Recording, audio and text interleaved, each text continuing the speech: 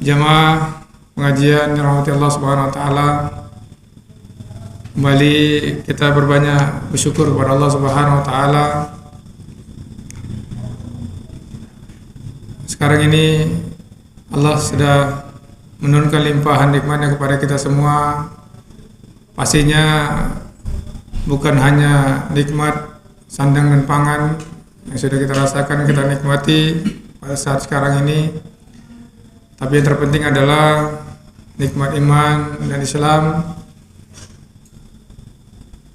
yang sudah Allah kumpulkan kita di rumah Allah yang berbahagia ini.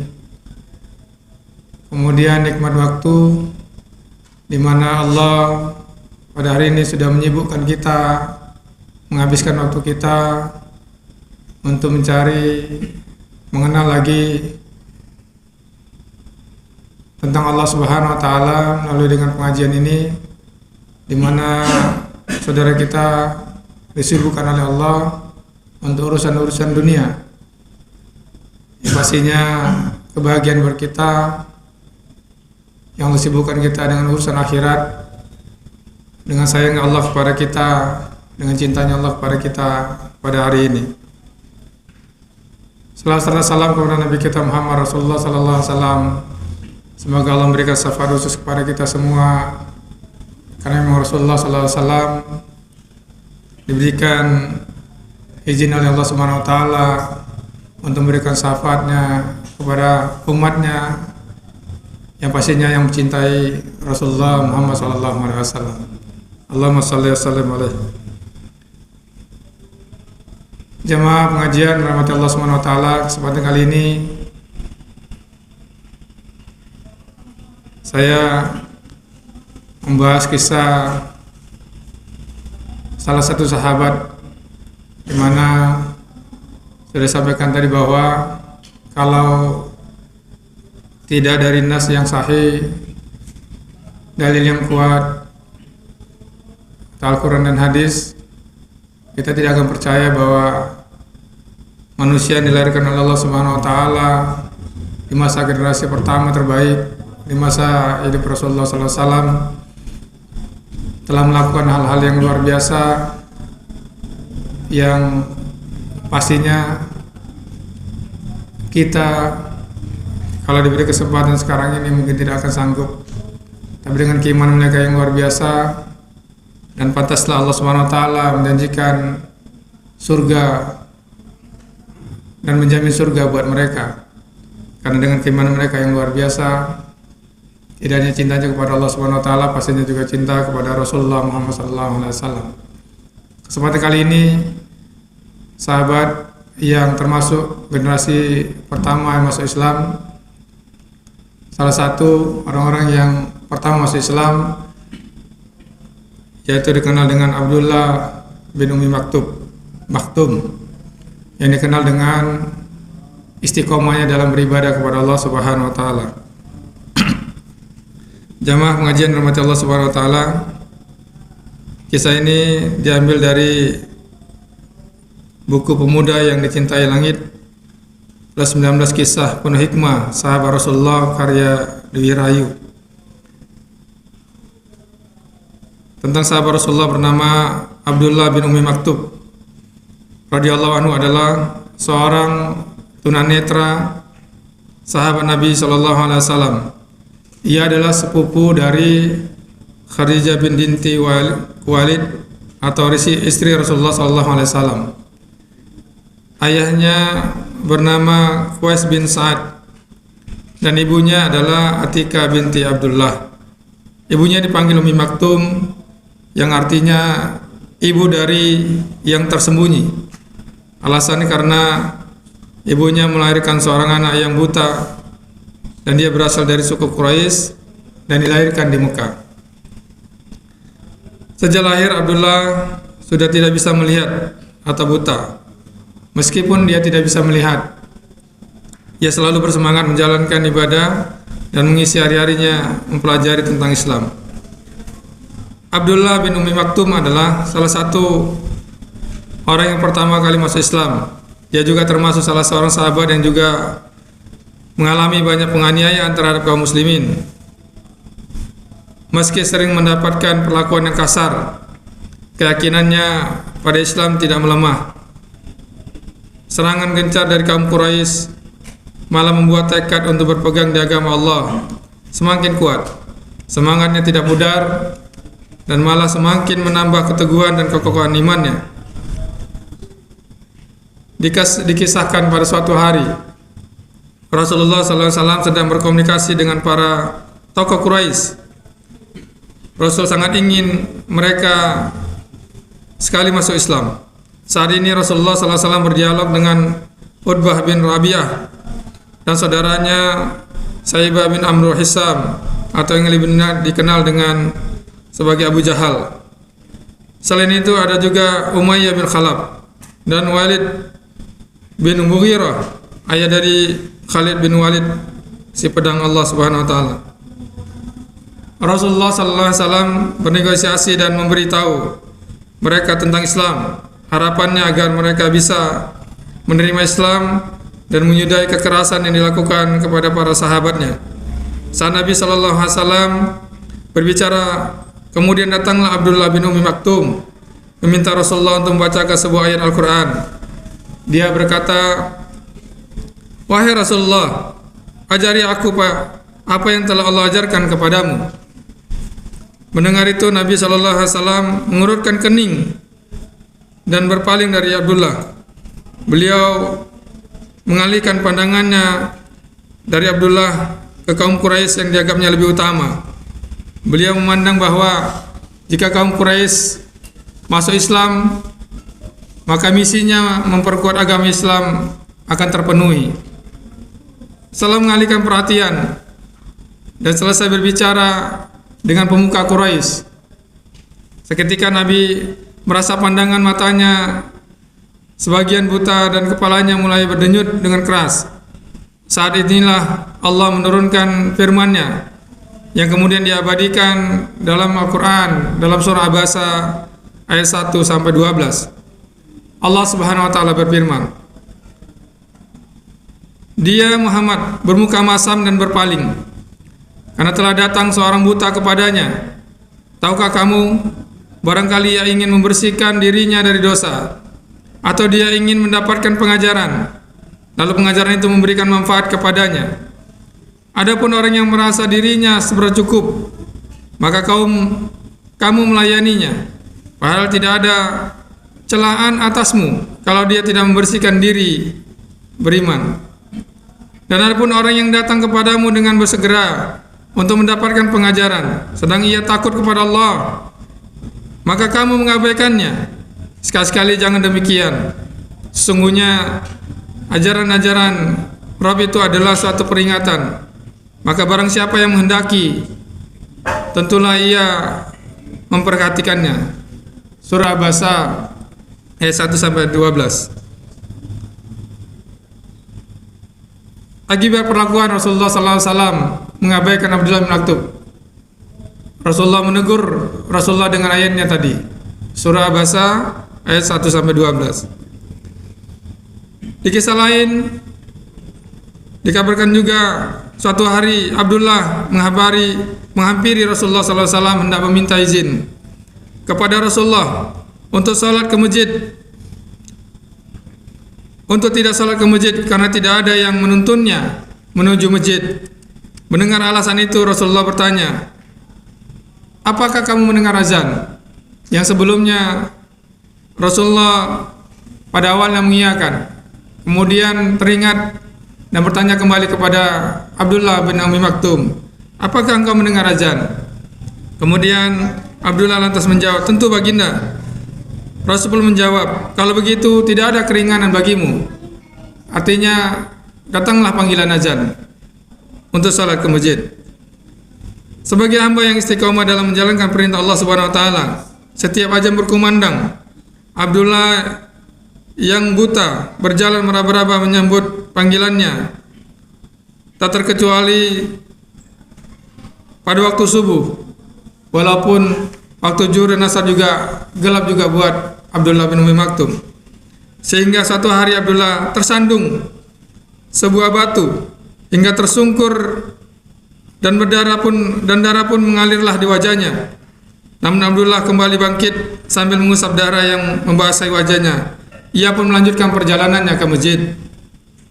Sejak saat itu, ada seorang laki-laki yang dengan ramah selalu menjemput dan menuntun Abdullah pulang pergi masjid setiap waktu sholat tiba. Hal ini ternyata tidak hanya sekali dilakukan lelaki yang asing itu. Setiap hari ia selalu menuntun Abdullah ke masjid dan kemudian mengantarkannya kembali ke rumahnya. Hingga satu hari Abdullah menanyakan nama dan asal laki-laki asing itu. Laki-laki itu menjawab, "Tidak perlu engkau tahu namaku dan jangan mendoakan aku, karena sesungguhnya aku ini adalah iblis." Sontak Abdullah terkejut, kaget, karena bagaimana mungkin kau menolong dan mengantarkan aku ke masjid, sedangkan pekerjaanmu adalah menghalangi orang-orang yang beribadah kepada Allah? Tanya Abdullah. Iblis menjawab, "Ingatkah saat kau berjalan untuk salat subuh ke masjid, lalu engkau tersandung dan terjatuh hingga wajahmu terluka parah? Saat itu ia mendengar para malaikat berkata kepada Allah, 'Mengampuni setengah dosamu. Aku khawatir jika engkau tersandung lagi, maka setengah dosamu yang lain akan diampuni oleh Allah Subhanahu wa taala. Maka aku terpaksa mengantarmu ke masjid dan mengantar juga pulang ke rumah.'" Istiqomah yang menjadi hal penting bagi seorang muslim, karena amalan yang dilakukan secara berkelanjutan akan menjadi ladang pahala dan menjadi perantara dalam mendekatkan diri kepada Allah Subhanahu wa taala. Jamaah pengajian yang dirahmati Allah Subhanahu wa taala, Abdullah bin Ummi Maktum wafat meskipun tidak bisa melihat, namun semangat untuk membela agama Allah sangat besar. Ketika perang Quraisyah, ia masuk ke dalam pasukan perang di bawah komando Sa'ad bin Abi Waqqas. Dia berada di garis depan, mengenakan mantel baju besi sambil membawa bendera muslim. Selama 3 hari pertempuran, akhirnya kaum muslimin bisa mengalahkan pasukan Persia. Di pertempuran inilah Abdullah bin Ummi Maktum wafat gugur sebagai syuhada, dan dia terbunuh di medan perang sambil membawa bendera muslim. Jamaah pengajian dari rahmat Allah Subhanahu wa taala, judul yang kita ambil kali ini adalah salah satu sahabat yang istiqomah dalam beribadah kepada Allah Subhanahu wa taala. Sedikit kita tafsirkan mana istiqomah agar kita bisa memahami kuatnya luar biasanya lah Abdullah bin Maktum ini, dan insyaallah menjadi motivasi buat kita semua. Istiqomah berasal dari kata qauma, berdiri, menegak, tegak, lurus, dan adalah meminta. Meminta di sini adalah meminta untuk menegakkan. Meminta dalam artian para ulama memahaminya diiringi dengan usaha-usaha, diiringi dengan ikhtiar, semangat. Diambil juga dari penafsiran man istata'a ilaihi sabila. Bagi di sini bukan bagi yang sanggup untuk menegakkan jalan Allah, yaitu berhaji. Tapi di situ adalah usaha keras ada untuk kaum muslimin bagaimana dia untuk berangkat haji. Bukan bagi yang mampu memiliki kemampuan secara nominal atau biaya, tapi ada usaha dia mengumpulkan biaya itu. Ini juga sama dengan makna istiqomah. Ada usaha atau ikhtiar yang kuat. Ada yang dibangun situ, ada paksaan yang kuat pada diri kita untuk menegakkan ibadah, untuk menjalankan ibadah. Bagaimana bisa konsisten, terus menerus. Karena memang melakukan ibadah ini untuk konsisten dan terus menerus itu butuh perjuangan yang luar biasa berat. Tidak pekerjaan yang gampang. Kalau kita ngambil misal tentang bagaimana kita bisa istiqomah saja untuk salat 5 waktu, yang kita mungkin sudah melakukannya, kita usahakan bagaimana salat 5 waktu ke masjid, yang kalau kita untuk istiqomah, ini bukan pekerjaan yang gampang. Terkadang dengan urusan-urusan pekerjaan kita, kadang itu bisa sekali dua kali, bahkan mungkin bisa berkali-kali kita tidak sholat ke masjid untuk berjamaah. Di sini menunjukkan beratnya godaan-godaan dan rintangan-rintangan kita untuk bagaimana istiqomah kita di jalan Allah Subhanahu wa taala, beribadah kepada Allah Subhanahu wa taala. Apalagi kita untuk sholat berjamaah di masjid yang tidak tunggu azan. Artinya sebelum azan kita sudah ke masjid. Kita datang sebelum dipanggil oleh Allah Subhanahu wa taala. Kita datang sebelum diingatkan oleh muazin. Ini juga lebih berat. Tapi bagi kita yang sudah bisa melakukannya, istiqomah ini Allah menjanjikan luar biasa buat kita. Jamaah pengajian rahmati Allah Subhanahu wa taala. Allah Subhanahu wa taala menjelaskan dalam surah Fussilat ayat 30 yang artinya sesungguhnya orang-orang yang mengatakan Rabb kami ialah Allah, kemudian mereka meneguhkan pendirian mereka, maka para malaikat akan turun kepada mereka mengatakan, janganlah kamu takut, janganlah kamu bersedih, dan bergembiralah mereka dengan surga yang telah dijanjikan Allah kepadamu. Di hadis lain, Rasulullah SAW menyebutkan perintah untuk istiqomah, yaitu diriwayatkan oleh Sufyan bin Abdullah radhiyallahu atau dikenal dengan Abu An-Nur. Seorang bertanya kepada Rasulullah SAW, ya Rasulullah, tolong ajarkan sesuatu kepadaku yang paling penting dalam Islam, dan saya tidak akan bertanya lagi kepada siapapun. Nabi SAW menjawab, katakanlah, aku beriman kepada Allah, antum minna billah, kemudian istiqomahlah, konsistenlah menjalankan perintah dan menjauhi larangan. Istaqum, istiqomahlah. Dari hadis ini maknanya luar biasa. Jemaah pengajian rahmati Allah Subhanahu wa taala. Dengan satu kata aja, sahabat yang bertanya sudah cukup menjadikan dia untuk istiqomah di jalan Allah Subhanahu wa taala. Jalannya itu dengan beriman kepada Allah, menanamkan dalam hati, meyakinkan dalam hatinya, mengikrarkan dengan lidahnya, dengan perbuatannya juga beriman kepada Allah, dan ikuti dengan istiqomah. Ini sudah cukup buat kita. Sudah cukup buat kita untuk konsisten di jalan Allah Subhanahu wa taala. Dalam sebuah ayat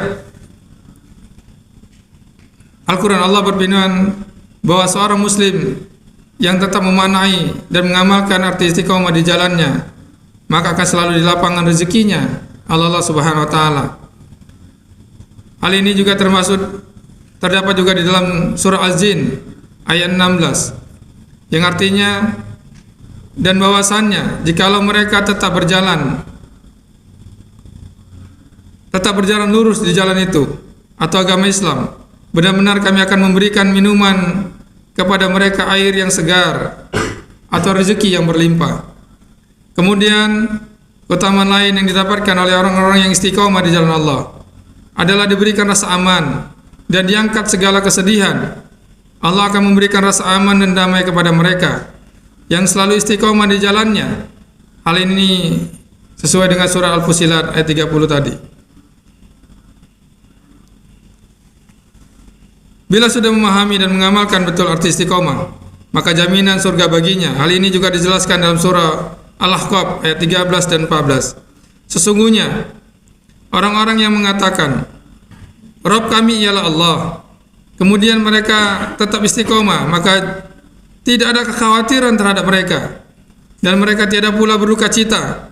Mereka itu adalah penghuni-penghuni surga, mereka kekal di dalamnya sebagai balasan atas apa yang telah mereka kerjakan. Jamaah pengajian dirahmati Allah Subhanahu wa taala.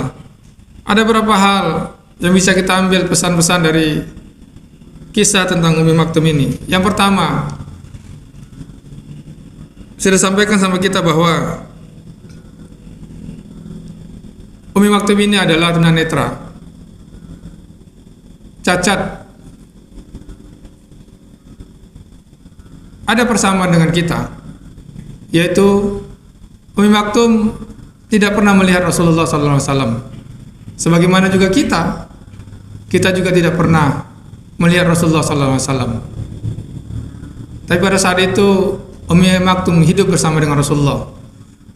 Kita bisa bayangkan bagaimana dia tidak melihat Rasulullah, tapi bisa mencintai Rasulullah, meyakini dengan agama yang baru, dengan keyakinan yang luar biasa, dan siap mengorbankan jiwa dan raganya. Ya.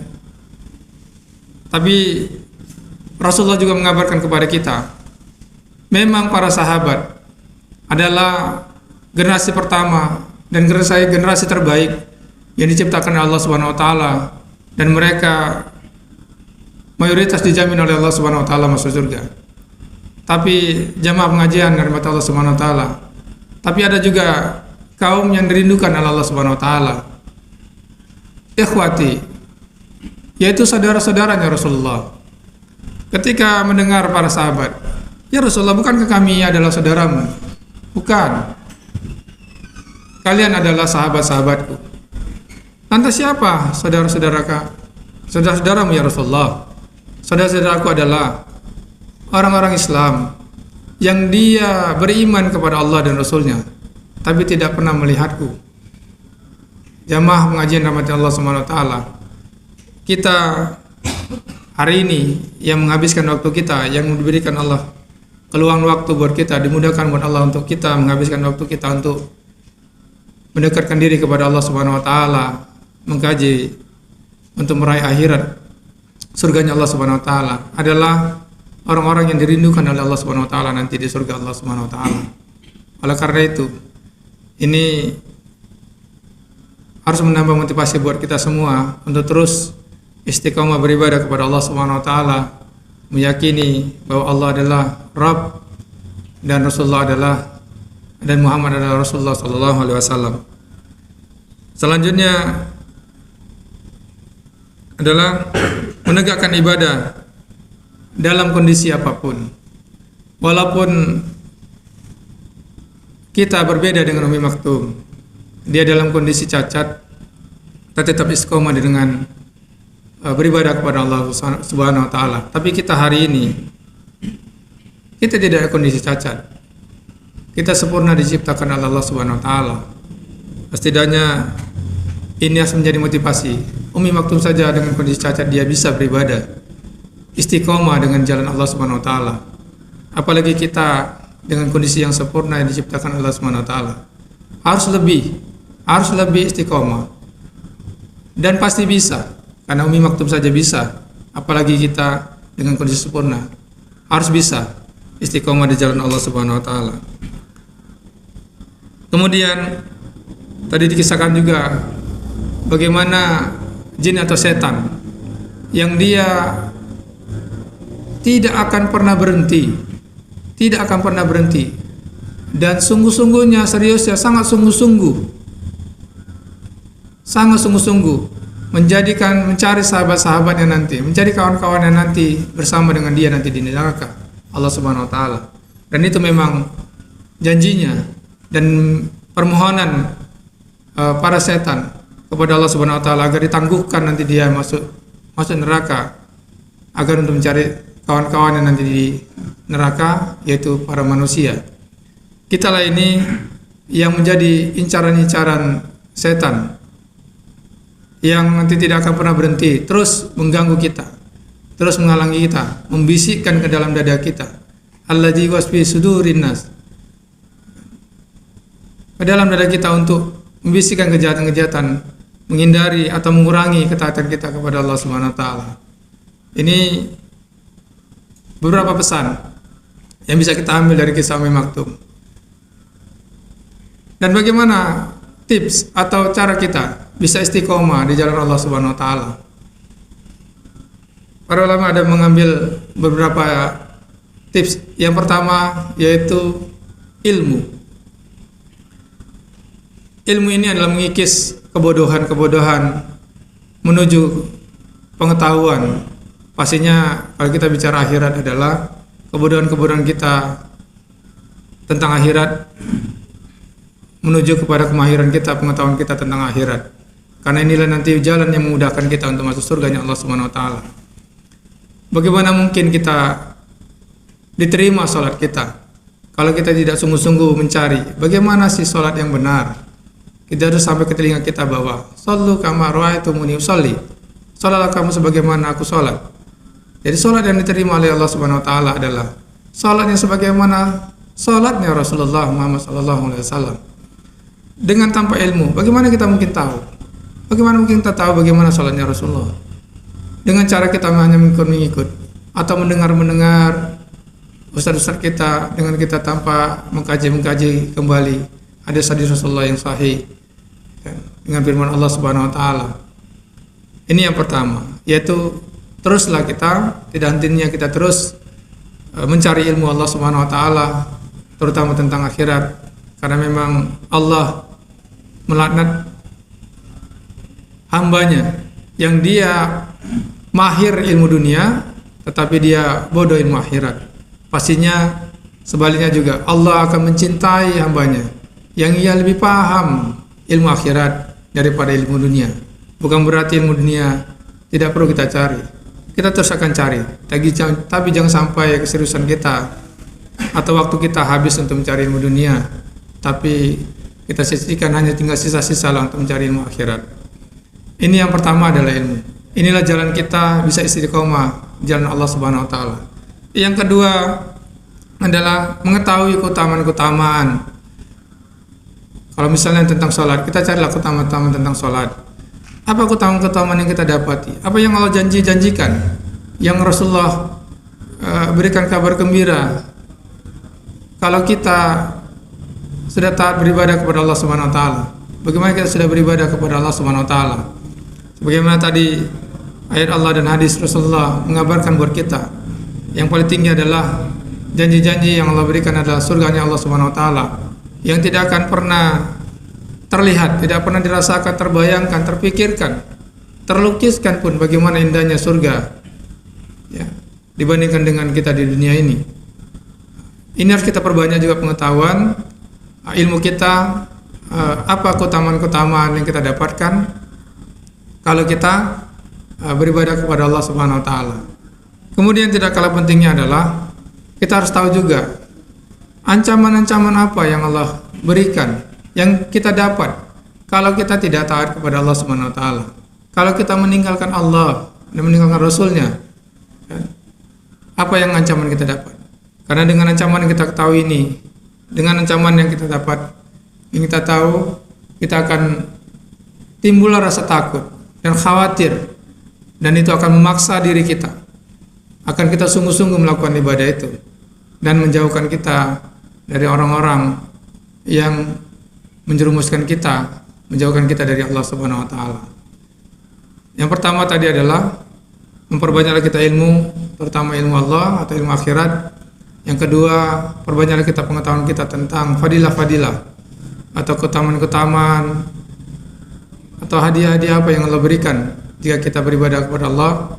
Dan yang ketiga adalah kita cari tahu juga lah apa ancaman-ancaman atau ganjaran-ganjaran yang Allah berikan bagi hambanya yang jauh dari Allah, yang tidak beribadah kepada Allah. Jamaah pengajian yang rahmati Allah Subhanahu wa taala. Demikianlah yang mungkin bisa saya sampaikan. Kisah tentang Abdullah bin Umi Maktum yang mudah-mudahan ini memberikan motivasi buat kita semua. Yang kita kalau memang tidak bisa kita bandingkan karena memang kita tidak bersama dengan Rasulullah, karena memang kekuatan Rasulullah sangat luar biasa memberikan motivasi buat orang-orang yang hidup bersama dengan dia, yaitu para sahabat. Kita yang jauh, yang tidak pernah ketemu, bahkan sangat jauh dari hidupnya Rasulullah SAW, tapi kita bisa beriman kepada Allah Subhanahu wa taala, itu kelebihan utama. Tapi yang lebih utama lagi adalah bagaimana kita bisa istiqomah beriman kepada Rasulullah SAW, beriman kepada Allah Subhanahu wa taala. Ini yang lebih utama. Pantaslah Rasulullah merindukan kita nanti. Karena memang sangat berat buat kita untuk beriman kepada Allah dan beriman kepada Rasulullah Muhammad SAW, karena kita tidak pernah hidup bersama dengan beliau. Mungkin ini mudah-mudahan memberikan motivasi buat kita semua, khususnya saya pribadi, karena memang kita harus saling menasihati, kita harus saling mengingatkan, saling menegur jika ada di masa-masa waktunya untuk beribadah kepada Allah, untuk kita saling mengingatkan agar kita terus, karena kita tidak akan bisa sendirinya untuk meraih surganya Allah Subhanahu wa taala. Kita harus berdengang bersama dengan orang-orang pastinya dengan mencintai Allah, dan juga orang-orang yang juga yang mencintai beribadah kepada Allah. Mudah-mudahan kita bersama dengan mereka kita lah ini dan menjadi saksi kita nanti di akhirat nanti untuk saling mengajak, saling mengingatkan, saling menyampaikan kepada Rasulullah dan kepada Allah Subhanahu wa taala. Kita pernah berkaji bersama, kita pertama satu taklim bersama, dan ini menjadi saksi buat kita semua nanti. Mudah-mudahan Allah pertemuan kita tidak hanya di sini. Pasti yang kita banggakan nanti adalah kita harapkan adalah pertemuan kita nanti di surga Allah Subhanahu wa taala dengan mendapatkan kebahagiaan-kebahagiaan yang Allah janjikan dengan kesabaran-kesabaran yang kita lakukan selama kita di dunia beribadah kepada Allah Subhanahu wa taala. Subhanakallahumma bihamdika asyhadu an la ilaha illa anta astaghfiruka wa atubu ilaik. Wassalamualaikum warahmatullahi wabarakatuh.